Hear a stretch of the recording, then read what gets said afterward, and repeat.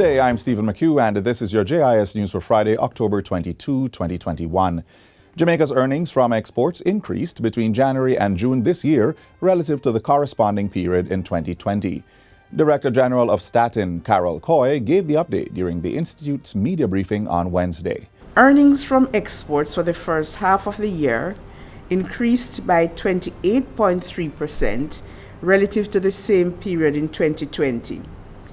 This was largely due to an increase in the value of exports from the manufacture and mining and quarrying industries, which rose by 25 and 9.7% respectively. For the same period, import expenditure also went up by a little over 15%, or $2.7 billion.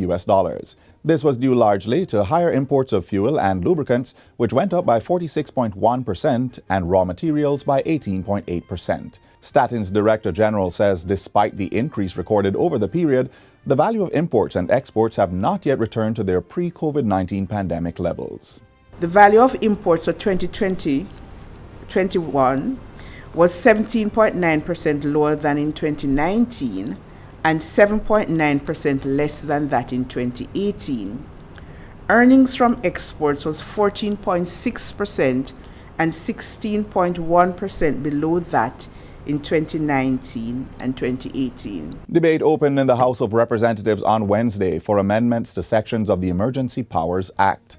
The changes are expected to bring clarity to the use of the bill in situations like states of public emergency, SOEs, to ensure that it is not in breach of the constitutional rights of persons. Justice Minister Delroy Chuck opened the debate. He says the amendments include a definition for the term period of public disaster and a similar definition in a section of the Charter of Fundamental Rights and Freedoms. As it regards penalties for breaching the Act, the bill includes a new provision to give the relevant minister power to change the penalties by order subject to affirmative resolution. So, Madam Speaker, the main change is to correct and make the Emergency Powers Act and the Emergency Public Security Act consistent with the Charter of Rights, and also to increase the penalties consistent with the DRMA, the Disaster Risk Management Act. So it moves to 3 months or $1 million instead of what is presented there. The debate is expected to conclude next week with the contribution from the Leader of the Opposition.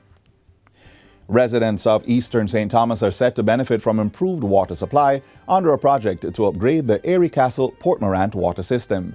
Member of Parliament for the constituency, Dr. Michelle Charles, says the upgrade forms part of the Caribbean Development Bank, CDB's Rural Water Supply Program. Detailed designs are scheduled to be completed by January 2022.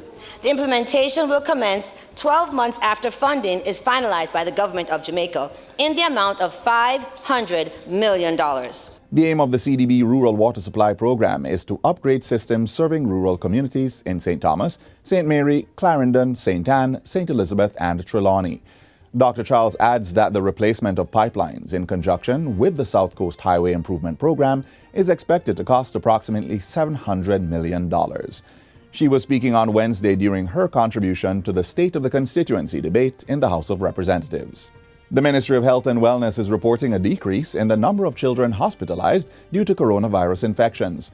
This follows the last report of an increase. Chief Medical Officer Dr. Jacqueline Bisesa McKenzie gave the update during the ministry's recent COVID conversations and press conference. She says that while this news is encouraging, in contrast, the ministry is now seeing an increase in the number of COVID hospitalizations for pregnant women and those who have just delivered. Here we are seeing very clearly that the number of women who are pregnant the number is increasing for those that are pregnant that have COVID and severe COVID.